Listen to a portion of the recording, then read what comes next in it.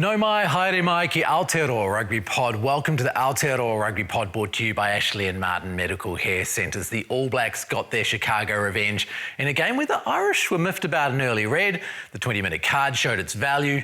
No one could win a line-out, and there were drop balls all over the place. And while it might not have been the advertisement for rugby they'd hoped for in the States, the crowd was full.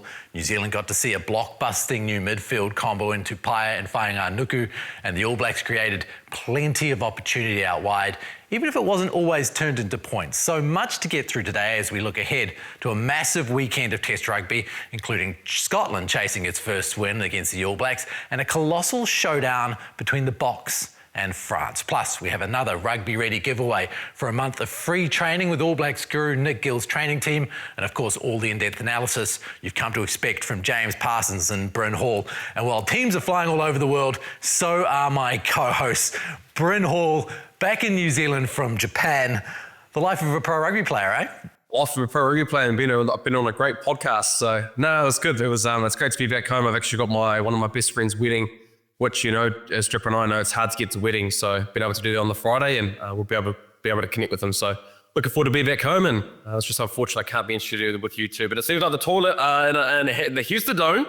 Yeah, I've had more flight changes than hot dinners as I make my way back from Chicago. But tell you what, lads, we are a popular podcast for the Americans. The old liver took a bit of a hit with the Chicago locals, not allowing me to purchase one beer. It felt very uncomfortable at times, but it was a great time. Irish fans, super, caught up with Rory best. It was great weekend. So how was Rory feeling about how it all went down? Well, we sort of caught up before the game and sort of just were comparing notes, and both of us sort of said it would come down to discipline. And I suppose both benches felt stacked and loaded with a purpose. Obviously, Doris and Archie, and then obviously Shatiti and McKenzie for us really made a big impact. We knew it would be fine margins, but I was really impressed. Like, I know the first half was quite funny. I was hosting a couple of Americans that help us out, a few MLR players up in the US, and I was telling them before the game, I was like, there's no stoppages. This is going to be, really 80 minutes, woe to go. And I think in the first 10 minutes, there was blood bins, there was HIAs, there were TMOs. It was all going. I said, I think I jinxed us. Sorry, lads. My first thought when they were talking about how this might not be the best advertisement for rugby in the United States was that if you do it in an NFL ground, they're used to stoppages, like there is not a sport in the world with as many stoppages as the NFL. Yeah, look, and I know the reports of being like it didn't sell, but I mean, being there in the atmosphere and then being in the streets after the game, like, I don't know, it was the same in San Diego. It definitely creates a lot of hype, but it is a one-off sort of occasion. How we make it more regular and part of their, I suppose, culture is probably the biggest challenge, because it's just so well ingrained. Everyone's walking around on a Sunday in football jerseys. It's a prerequisite. For the NFL, and obviously NBA is huge. And then we saw what the Dodgers did overnight was massive here. So I think in the background of all that's going on, to fill the stadium with a lot of local Americans, yes, with Irish heritage, but with heavy American accents, I thought it was a great spectacle. So were the Americans mostly supporting the Irish, not New Zealand? Yeah, it was like being in Dublin. There was not many All Black jerseys, and I said to the guys I was with, I said, now, because I was wearing an All Black jersey, and I said, this is either going to end in tears because I'll be berated if they win, or it's going to be a very, very humble celebration and victory of myself, because I certainly didn't want to get in any trouble with the Irish. So was it a humble celebration? It was. Once the result, I mean, they're passionate. There was certainly a few doors kicked and storming out of the park, but I think I don't think there's a beer left in Chicago. They certainly know how to put them back. So once they got a few of them under their belt, they were away. St. Patrick's Day is not far away there. They usually make that river green, don't they, in Chicago? They do. Mate, it's a beautiful city. Like, I've obviously only been to very few American cities, but well constructed, very much like Melbourne, like there's railway, it's easy to get everywhere. The way I suppose the city's design feeds into everything. United Centre's 5-minute walk from the city, and then obviously the Bears Park is on the waterfront. And it's just beautiful. And I suppose at this time of year, very green and perfect for me because it's brisk. Everyone else is in hoodies and sweatshirts. Rocking the shorts, boys. All rocking the shorts. Let's talk a little bit of footy then. Let's look at that red card. Obviously, there weren't any mitigating factors, and if you look at the law book, that's a red card. I'm not usually it's not Tiddlywinks Brigade, but Brenna, that was a pretty soft red card. 100%. I was watching it, and I don't know how many times we've touched on over the years around these red cards and yellow cards, and if it's not as a mitigating factor, is it a level of severity or not? Then when I saw it happen, I was just like, well, it just felt like he felt like he's in the way because he didn't make the decision. He kind of wasn't going to tackle Beirne, and then kind of was like he shouldn't have been there. That's kind of what I saw, and there was no use of the arms, but man, the severity of it just didn't seem like he was going full out, full noise. So I think even Beauden Barrett said after the game that he's going to help in and around that because I think looking at it for what it was, as a rugby player, I'm like, man, it's not a red card. Now, I get it, a yellow card, because there is no use. It looks like he's just going like that. So there is no use of being able to use that kind of motion. But at that time, I thought yellow card at worst would be the call. But thankfully, the powers that be listened around that 20-minute red card because what it did do, I thought the Irish were able to actually hold on for that 20-minute trip. We're actually able to score more points with the All Blacks during that period of time. So I like the fact that we have gone to that red card in that 20-minute plan because I think I look at that British and Irish Lions who's with Sonny Bill got sent off for 60, 70 odd minutes, how much it changed and how much it was a deter on the product of the game. So yeah, I just think for me personally, it was a yellow card at best and a red card, an absolute terrible call. I think being a red card. That's the best way I'm going to put it. An absolute terrible call. To come to defence of referees, there is a framework, but their hands are tied. So I agree. He almost was shocked that he was even in a tackle situation. I don't think he obviously was expecting Bodie to get the ball. But because as soon as you start going, he wasn't expecting it, and then it just gets into that grey area. I personally, although it was niggly and it's annoying, I get it. But thankfully for the 20-minute red card, these aren't, I suppose, as big a howlers or have as much importance as they once did. Because the full red card is still there for any malicious intent. So if you go out there and you do something silly, you're still going to get the full punishment. For this situation, 20 minutes, he just didn't put himself in the right position. And that ability to sort of keep your head on a swivel defensively and keep, I suppose, your starting point low, I think is a great advert to that, because I think if you don't have your starting point low and you're a tall man like that, you just put yourself in trouble when attacks are just running so flat and hard to commit or tighten that defence, and the assumption it's going out the back is where you can get yourself in danger. Yeah, that's the thing, isn't it? They obviously thought, the Irish that there was going to be a ball going out the back. Next thing you know, there was a collision. There was also that argument on the field that was it a forward pass, so they thought that was a mitigating factor. But we've had an email through from one of our people, and please email us at aotearoa@sky.co.nz. He wants to remain anonymous, but he's basically said, look, you look at the mitigating factors, the no arms, no bended knees, all of these things, being aware of the body of the person coming at you seems like it's a massive thing with so many dummy runners and so many backlines. But I think that's where your body height's important. So if you start at a height where you only have to dip a fraction, because that's the perfect line speed height as well. That's a sprinter's stance. You want to get off. And Bryn, you direct the forwards all around the park, is you have to get off your mat. Yes, you've got to put yourself in a position to make a tackle on that front line, but you've got to get off, because if they don't get the ball, you still got to hunt on that inside, have an ability, if they cut back in, you can finish them off. If you look at how Damian McKenzie set up Wallace Sateki's try, he cuts that line back in that rush there, because that person was held up by Wallace, actually.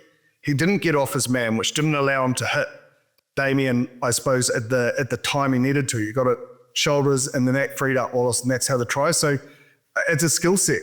I believe it's a skill set that you need to have as a type 5 defender in and around that area. Yeah, I think, nines can definitely help out with that communication, but I think the important thing is watching the ball and watching the man. And I think with what you've seen there, it was just watching the man. So you then put yourself at risk to not see where the ball is going. So yeah, that's what you are taught. It's being able to see that short ball option, that out the back option, because you're watching the ball and watching the man. So that's one thing that no doubt that Krug will take away in terms of that specific person doing that.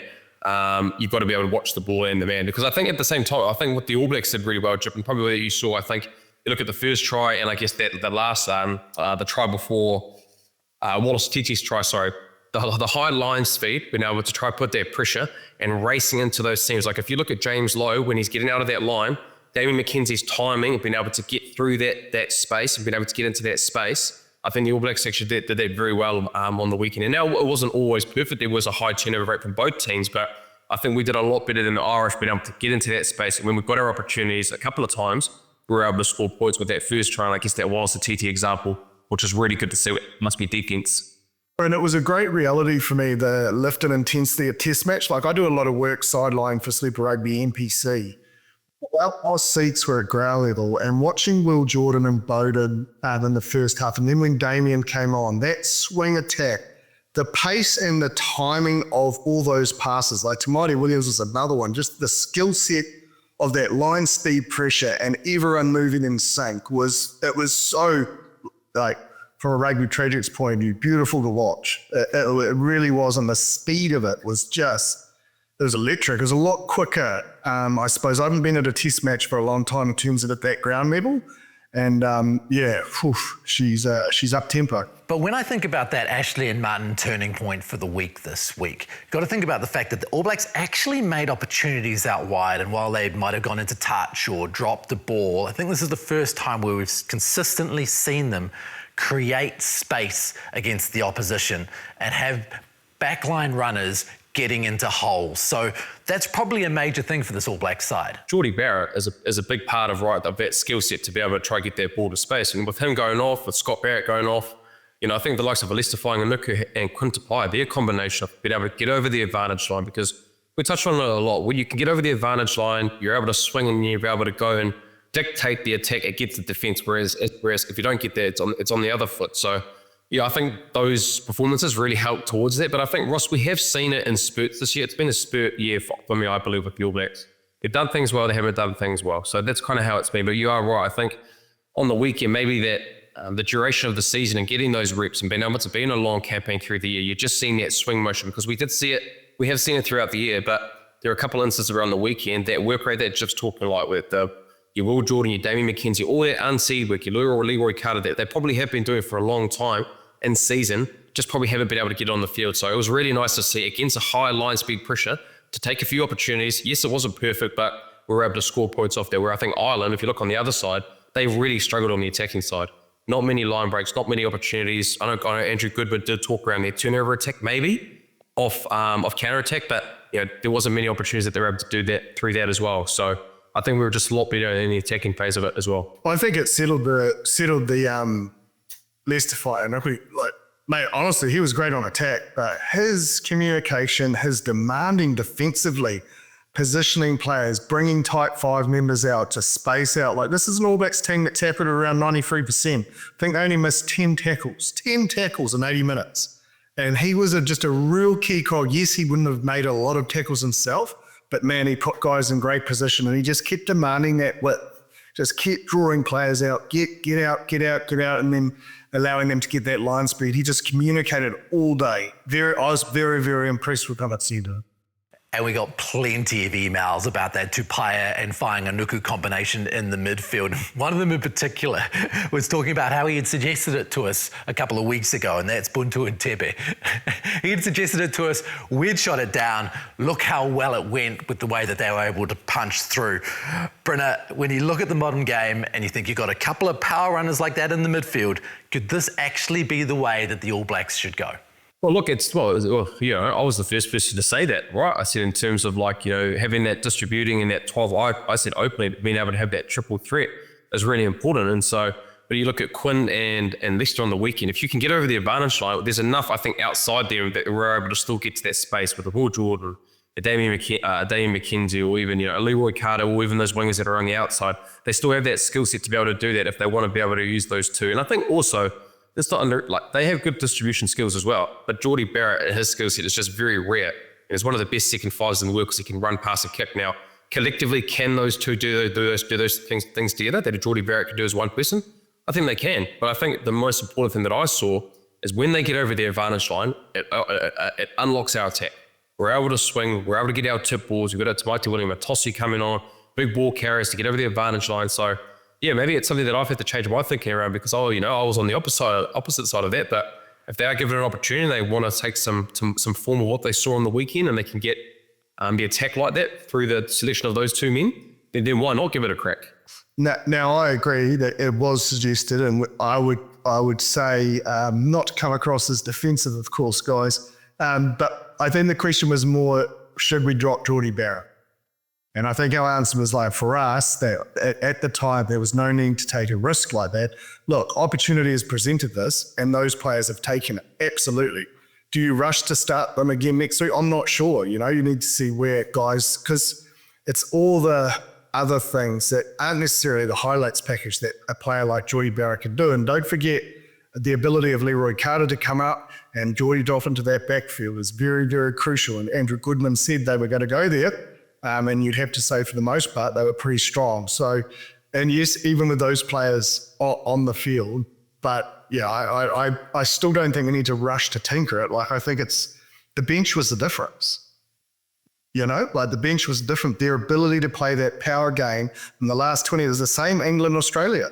Quite frankly, the bench was the difference once again there. And that's where test matches are won and lost. We're getting back to that, that's a 23-man game that Steve Hansen brought in and how important that sort of 16 to 23 is. I feel like the game's sort of coming back to that rather than this, I suppose, non-substitute mindset. Oh, you would have loved seeing Pollock coming off the bench, though. Oh, how good was he? I'm not sure about the new hairdo. I'm not sure our styles match, but I certainly like the wild play. The interesting thing about that game is that with a number of high balls and the danger that came with it, it showed just how important taking those high balls will be through this November period. Alex Mitchell was dead on point with them. And when you look at that Pollock try, if you can't take it while you're on defence, the scraps are there. Next thing you know, the opposition have scored. The removal of escorts has challenged the contestable kick game massively. And if you can't, and that's where I think they need to utilise, like a Jordie Barrett, put your best people there. Like a Suoli needs to be in their backfield, quite frankly. Especially in these northern tours, it's not going away. It's going to keep coming. And I think Joe even mentioned after the game that, the experience in the 6-2 split of England was probably the difference off the bench and just that inaccuracy. And look, he wasn't pessimistic. He was optimistic, saying, look, we're growing depth here. But again, I think it showed when, everyone says, we're going to pick players from overseas. Well, if you look at the Wallabies, they can't have the consistency of their big players because of Reignite and clubs having them. And then it's almost like, and this is no disrespect to Italy, but you almost wish Aussie had played Italy and then the England test was this week, because not having Skelton and Hooper and Ikitau, I know it's good for growing depth and they're doing better, but I just think it's stagnated their season massively, having these players come and go. It is difficult though, isn't it? We've talked a lot about global seasons and having them all aligning, and this first weekend of tests was outside of that November international window. The Scottish didn't have Finn Russell or Blair Kinghorn. When you look at what happened for the Australians in losing to England and the fact they didn't have Skelton, they didn't have Hooper, and they also didn't have Ikitau, they haven't handled this that well.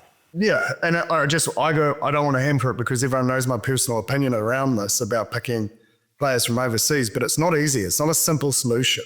But, Russie's been amazing at growing the depth and they've still won, but also they've accepted a few losses along the way. I think the more that you had that acceptance of losses, it can make it more difficult for sides that don't have 4 teams they can pick from that can fight at an international level. So, and I just think from a New Zealand standpoint, if you imagine if we, an All Blacks side had to play Ireland and, Bowden was overseas, Damien McKenzie, or Leicester, who are you sending out there? Yeah, it kind of works for New Zealand and Ireland though, doesn't it? The way that their central contracting system is in place, it means that they can pretty much play a test anytime they like against each other. Yeah, but we get blinded sometimes through success at World Cups. And I suppose I'm labouring the point just to show that, okay, it does come there is a cost. And next the cost.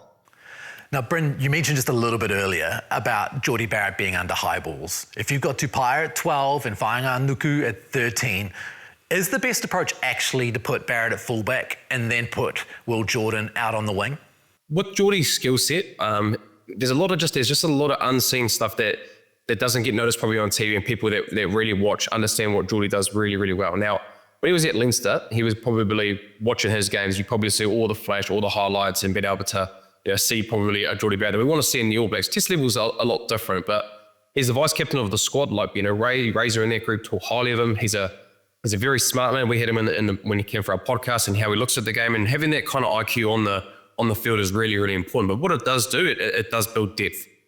We probably Tupaea this year he came back into the squad, considering he had a long layup after that horrific injury. Now he's playing really well. We had to go with Billy Proctor at 13. You've got Tupaea who's come back from France, can play 13, can play wing. So they are building a lot of depth in and around that. But like, to me, Jordie's one of the best second fives in the world. That's just what I think, with his skill set and what he's able to do. So if he's fit and able, he's your 12, and then you just, Quinn's playing well at 13. I guess you keep that combination together. And now it's have the time that a Billy Proctor and a Jordie Barrett were able to do in the early part of the year. But if there are injuries, and with what we saw on the weekend, test matches aren't just one test matches. You've got to be able to go back to back and be able to have that consistency, to have that trust, to be able to take a Jordie Barrett out of his position at the moment. But for me, Jordie's our number 12, and we've just had some guys got some great opportunities on the weekend. If he's out for a longer period of time, then those other guys, whether it's a Leicester, a Quinn, Billy, even a Rico comes back into the equation to go and play some more game in the midfield. Yeah, and I also think, Bryn, it's not like there won't be an opportunity to maybe trial it, but I think for a Grand Slam tour, I think you need your frontline players in their position, I suppose, that they've come accustomed to and got those sort of relationships. And again, I'll stress the way that the attack worked. Will is really well suited to 15, and then when Damien comes on and how that balances out is extremely exciting as well. So I'm very set on wanting to be a Grand Slam. They don't come around that often, and I don't think we need to play around too much. We definitely do need to play around with the line out though, don't we? We saw both of those teams just throwing ball away. I just don't know whether I've ever seen a test match where both teams were so poor at line out time. Yeah, the old Windy City. I'm not sure it was all that. I think there was a little bit of inaccuracy and some movement. There was some, I'd say there was probably better D than, some courageous D. Like Ireland putting players up 5 metres out from a line. Naturally hookers have started underthrowing because no one sort of expects them. And that's where those flat throws were sort of getting picked off. But a lot of the conditions weren't perfect. People were coming and going. It was just very helter-skelter that first 40 minutes. But I think the positive for New Zealand around all that is, man, it gave Josh Lauder, 77 minutes in a big, tier 1 test match. There'll be some that they can look at and say wasn't the right call, but I don't think it was one facet. I just think it was individual errors, both sides, but also some good defence. In that sense. So what I take out of it, and obviously glass half full, captain glass half full, is I think the growth and the development and the belief in Josh Lord out the back of that is really exciting. So if the lineout's all going completely wrong, what is the key to getting your team together and getting it back on track? Quite a few of those steals were in the 22. Ireland actually competing for us in the 22 is, it's a big play, because if you get it wrong and the ball gets going, it's a try. Simple as that. So, you'll have go-tos. There is always the ability to go over the back, but it's up to the game drivers. You'll have certain attacking players that have to come off the back of the line or middle back, and that's where it's not only, hey, can we win the ball at the front, but then, as Bryn would know, that delivery, sort of making it sort of that middle back ball. So I suppose getting creative with other areas of the lineout to try and create where you want the ball passed from to free up the attack, because every action has a reaction in systems, and if you don't quite hit the right part of the move, you can be shut down and turned over pretty quickly as well, even off the lineout. Yeah. And I think as drivers, you're having those conversations with your line-out leader because, ideally you might want to go, let's say, you wanted to go in with a full or a 6-man line-out because that's where you want to be able to attack. But for whatever reason, it's not happening. Then that line-out caller said, hey, or even like as a 9 or a 10, you're like, hey, mate, we need to win the ball. Do you need a 4-man? Do you need a 5-man? Do you need a bunter? Do you need something different? Do we want to go to an overthrow? And having those conversations pretty consistently. And if it does start to be a little bit better, then you obviously can then go back to what you think you were probably going to get at the start of the game. So there is that conversations of being able to find solutions and talking to the players that need to be, because not everybody needs to know what it looks like. It's your main shot callers and the people in those positions, especially around the line out and your line out leader, hooker probably, and your 9 or your 10 and possibly your midfielder as well. But yeah, I think having solutions and having those conversations actually does happen quite a lot on the field when your line out, even your scrum is struggling. Like for example, if that scrum is struggling, it's just a quick feed and a quick hook. Like I think what we saw with the Springboks, we weren't able to get that dominant hit. They were very dominant against us. How can you take that away? You can get a quick hook, get us to Wallace Titu or Laikai to get that ball out. It kind of takes away their advantage. So yeah, those conversations happen quite a lot. One option I thought they did do really well, though, was when they didn't take a kick to the corner, they took a quick tap so they didn't have to have that line out, and then they went and scored a try. Look, I think they were trying to find solutions, but I agree with you, Ross. And it sort of leads on to a point I wanted to touch on, was just the efficiency of the All Blacks in the 22 this year. In terms of, one of the goals they set as a group, publicly is really making sure that they make teams pay, and they are running it, probably first or second in the world at the moment in terms of their efficiency. If you look at England and Australia, they had a lot more opportunities, a lot more, I suppose, turnovers that they didn't manage to capitalize on. Ireland was the same. They left a lot of opportunities out there within the 22. So I just think it's an area of their game they're just building confidence in. And yes, there was some jitters by going to the corner early and not being able to win the line-out. But for the most part, 4 out of 7 entries, happy days. And then the only time it didn't work for them is when they entered the 22 having a line-out. And let's not throw the baby out with the bathwater. Again, I just think there was a lot of changes. You lose a Paddy before this tour when you didn't think that. The lots have sort of been a moving dynamic, and the line-out's not an issue for us. But it'll bounce back. It hasn't been a consistent issue, and I don't see it being one. You, a family member or friend, wants to get into rugby shape, we have the giveaway to suit. Along with All Blacks trainer Dr. Nick Gill's Rugby Ready team, we're trying to get the rugby community, whether you're a player or a fan, fit and strong. Each week, one winner will receive 4 weeks of free access to the Rugby Ready Perform membership, with full access to all of Dr. Nick Gill's pre-season, in-season, off-season and specialty programs to help your game to the next level. A huge congratulations to this week's winner of the Rugby Ready giveaway, Lorcan Laheen. You've scored 4 weeks of free access to the Rugby Ready Perform membership. And thanks again to everyone who entered. We loved reading your stories. And if you didn't win this time around, don't worry, you're still in the running. So keep those amazing submissions coming, and it could be your name we announce next week. If you want, and it's simple, just DM Rugby Ready on Instagram with the code ARP and tell them why you'd love to win. And of course, if you miss out, you can get 75% off memberships through ARP by going to the link or using the QR code below. So Brynna, let's have a look at this weekend then, the Scottish. The All Blacks have obviously never lost at Murrayfield, but that doesn't really indicate what's really happened the last couple of times. They had to come back from 9 points down last time to win. Back in 2017, they only just won 22-17, and that was only because Beauden Barrett was into some serious defensive heroics to get them over the line. So this is not as straightforward as it seemed.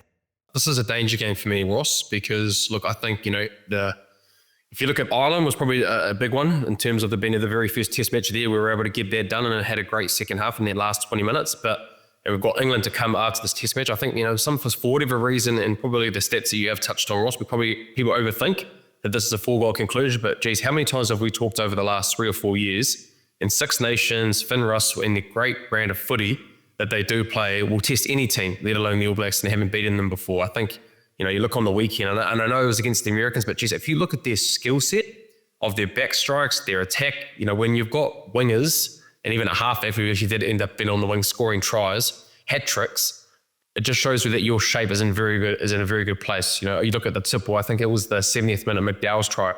You would talk around animation with Will Jordan and being able to hit the right line and racing into that space. If you look at that try, everybody's in motion. Everybody's in motion, hitting the right option, being able to go through, and even as well, like I said, when the wingers are scoring tries, that skill set of people within the forwards or in the backs, it all leads into it marrying up really nicely. Now, the question always has been with Scotland is under pressure in the big moments, they've failed. They haven't been able to win games in Six Nations, whether it be France or Ireland, to be able to try and win a Six Nations. They haven't been able to win those games. And I think one guy that will be probably a loss for them is Jones, as their centre. I think arguably he was the best back and he's probably the best Lion on that tour. So to not have him, I know they've got Smith and McDowell that played pretty well in that USA game. And I'm not too sure who starts out of them.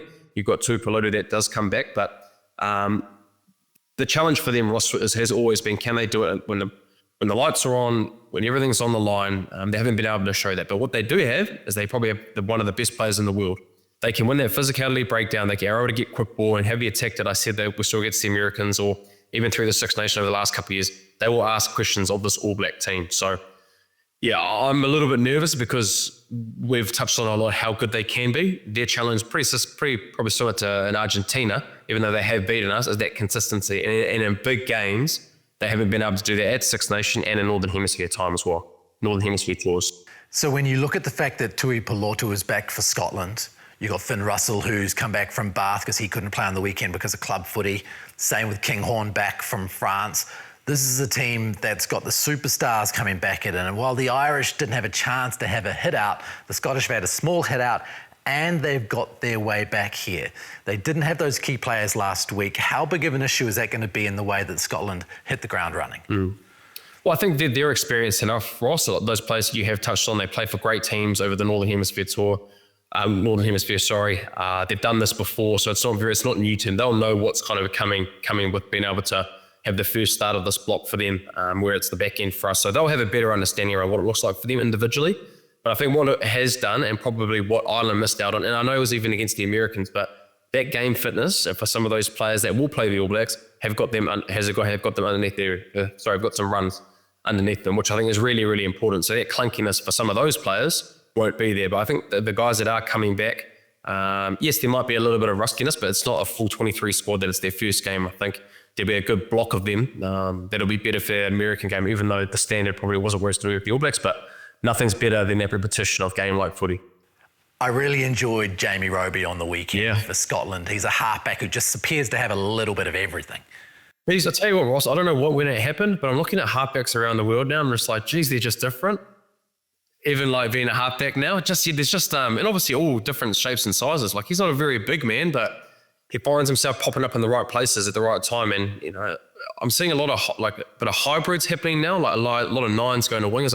Even thinking like Lennox with Taranaki was playing on the wing. You've seen Grant Williams being on the wing. So yeah, it just seems that there's a little bit of that hybrid role and a different athlete, I believe, of halfbacks coming through. But yeah, he was outstanding, being able to score, I think, 3 or 4 tries. And even when he went onto the wing, puts the ball on the inside to score tries. So yeah, very, very impressive. And you obviously got Ben White as well, who's one of the better lines floating around in World Rugby. So there's some really good depth in that Scottish team. And yeah, he was outstanding on the weekend. Speaking of hybrids, the South Africans obviously on the forefront of that. It's quite impressive and a little scary. Well, they've got Esterhuizen, who is arguably one of the better midfielders running around, having the number 20 on his back, and his role is to be a forward. That was his cover, and I think he scores 2 tries on the weekend. You know what I mean? Offer more, which probably gets passed back to him, but the second one is pretty much what a forward does with South Africa, get in the 22 area, and you run straight and hard and direct and try to dominate people, and he was able to do that. So, yeah, I think we're talking about innovation, and he's at the forefront and leading that when you've got guys in a specific skill set and being able to be open-minded, I guess, to be able to say, hey, I know you're a back, but for the better of South Africa, to be able to cover a 6-2 split or a 7-1 split, I need you to be an out-and-out forward, which is crazy to think midfielder can be seen as just a forward cover. So, yeah, you're right, Ross. It's very scary, I think, and the depth that they are building. They're building a lot of depth, they're innovating, and I think for us as Kiwis, it's a little bit worrying in the fact that they're innovating and they're leading, right? It used to be for so long that we were kind of in that scene and that innovating and being able to do that. I think the South Africans now are running away with that title at the moment. Running away with it. Feinberg and Ngomazulu, we saw him put up all those points in the Rugby Championship, and against a team like Japan, they never stood a chance.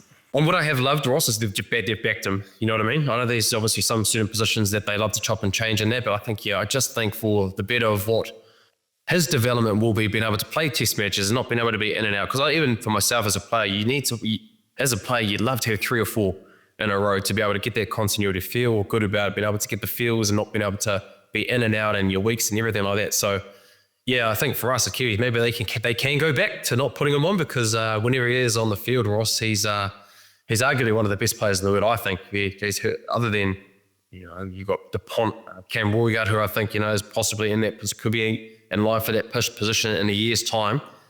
Sasha, he's an enjoyment. It's very refreshing to watch a guy like him play, even against a tough Japanese team. With go forward ball, it's ridiculous. Oh, what a skill set, right? Like, it's not just how fast he is. He's also strong in contact. Like, he'll be able to use his footwork. He can bump off. He can offload. And so he's the full package, Ross. I think, the last time, if you think about a real full package player, you're talking around Dan Carter's. I know Beauden Barrett has played 10 and has been World Player of the Year a couple of times. But I think if you just look at we talked around a couple of weeks ago around, is he already a superstar? Well, he is a superstar, but he could be in that GOAT conversation. He continues to keep playing well for the next 3 or 4 years, wins a World Cup, and is able to put these back-to-back performances for a long period of time. We're obviously talking a lot about the All Blacks and whether they can achieve a Grand Slam. But when you look at the South Africans, they've got France, Italy, Ireland, and Wales. So when you think about New Zealand or South Africa, which team is most likely to come out of this November tour unscathed? I don't think anybody will be unscathed. But I think if we're looking at the draw, the Springboks probably have the easier of the two, right? They've got 2 tough test matches against France and Ireland, which is always going to be tough, those 2 teams. And then they've got Italy and Wales that Wales probably aren't in where they used to be. And Italy, I can't imagine they've actually beaten the Springboks before. So I think if we're going to talk around teams around undefeated, you'd have to think that the Springboks would be the favourites in that. But for us, look, I think it adds a lot more to our resume for this year, I believe, Ross, if we're able to get this undefeated and get this Grand Slam. You walk out a tough back end of the year. Yep, we lost to South Africa, of course, and we had a hiccup against the Argentinians. But I think, look, if you look at the schedule-wise for us, if we can get it done, it's a pretty successful season. Take away maybe one more win against the Springboks. So, but to answer your question, I think the Springboks probably would go undefeated in a more easier way. They're probably us. Yeah, Argentina, they've got Wales, Scotland, and England. I reckon there's a chance that they could come through that. I could, but I think it's always been with us. But then, right, when have they ever been consistent enough to be able to do 4 test matches or 3 test matches to do that? So look, they've definitely got the ability. They're pretty much at the top of the rugby championship this year. So I think they always have had that ability. I'd be pretty close to backing them to be able to do that. So, but yeah, consistency is always a big thing. But I've always loved watching Argentina when they get things right. When they've won test matches against us, or even when they win against the Springboks, they're able to do it. So there's definitely not the fear that they can't do it. I think it's just can they get it done and get some consistency. England is the other one. They've beaten Australia. They looked really good.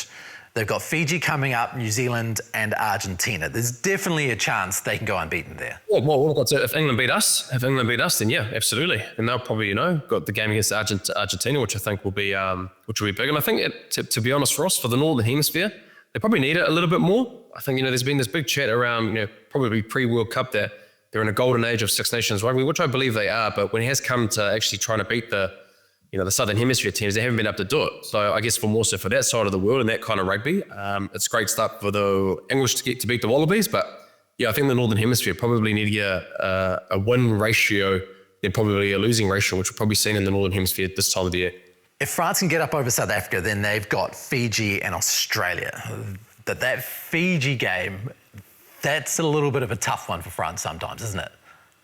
There's that banana skin, right? I think our team kind of has one. So, yeah, but I think, look, I guess for a lot of these things also we are talking about, if you get through the one game that you probably need to win, it gives yourself a chance to be able to go undefeated. So, but if I do look at our schedule, ours is probably the toughest, if we're being honest.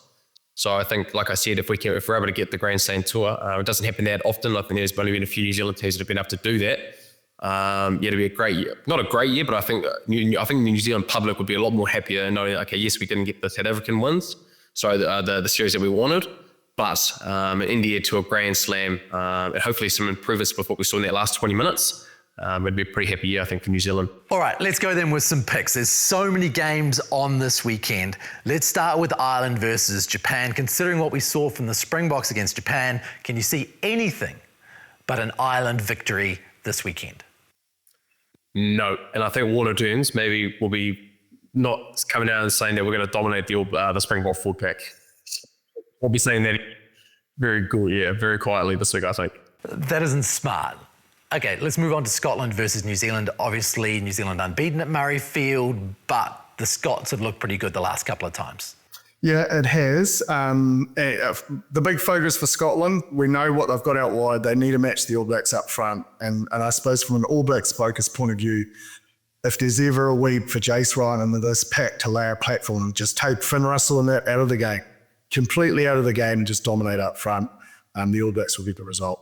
Yeah, I'm exactly the same. Like, I think it's pretty hard to get a gauge around the USA team. I think, what it does do, it blows out those cobwebs early doors for some of those players that are going to play the test match. You've got guys that are going to be coming back for this for their first test matches, I guess. But yeah, I think the physicality will be massive around them. If we give them good front football, what we've seen over the last 3 or 4 years in the Six Nations or even the Northern Hemisphere tour, when Finn Russell was playing on top of teams, it is very, very difficult to be able to try hold on there. So I can imagine, the 1 to 8 and even the reserves coming on physicality wise, they'll know to get the job done to stop the Finn Russell show. Okay, Italy, Australia. Australia. England versus Fiji. England. Yeah, England look good. Really good. But the big one this weekend really is France versus South Africa. Yeah, it's one of those ones I need to see the teams, not to sit on the fence. But if I had to pick, I just think it's like for Southern Hemisphere teams, I think we sort of saw it on the weekend with Ireland and New Zealand, is just being patchy, like the start of their season is the end of ours. And so there's a few more runs on the board. You've got a bit of rhythm from a Southern Hemisphere team point of view. And I think that potentially they'll be tight, but I think that's what will lead me to say South Africa. I think I'm going to go South Africa, but I actually think this is going to be a statement convincing win for the South Africans. I think, very similar to probably the first test of the match, like the first test match of the year, Egypt, that you kind of touched on with the all kind of coming, a little bit tougher in the early part of this Northern Hemisphere tour, but I actually think South Africa are going to win this game pretty convincingly. I've got a feeling, I think the way that they played, I know it was against Japan, but I think it's Sasha Feinberg, if he's going to continue to keep playing at 10 and they're going to be able to keep winning collisions, and, if a midfielder can start scoring tries as a forward, it's going to be a good one for the South Africans. I think he gets the French this weekend. And Wales versus Argentina. Wales have been atrocious. Can they get up against Argentina? I don't think so. But strike it, Argentina are one of those teams you don't know who's turning up. But no, look, I just have to go. Argentina have been pretty impressive this season. Yeah, I'm going to be going Argentina. It'll be a bit disappointing for them to start there. Massively disappointed. I don't get that. British and Irish Lions, come on. Okay, Jip, let's get you out of the United Centre and onto your plane to head home, and we'll see you here later this week. Anyway, I can talk code, mate. I'm always up for it. But thanks for making it work for me, lads. I know it hasn't been easy with many flight changes, but yeah, great to be on the pod. And as I said, it was awesome to feel the love in Chicago. And for any people out there, love what we do. Thank you very much to everyone who tuned into the Aotearoa Rugby pod this week. Thank you to Ashley and Martin Medical Hair Centres for looking after us. And of course, to all of the people behind the scenes who make sure this show goes to air every week. Now, please send us an email at aotearoarugbypod@sky.co.nz and we'll look to get your questions in as this November window continues. Catch you next week. Mā te wā.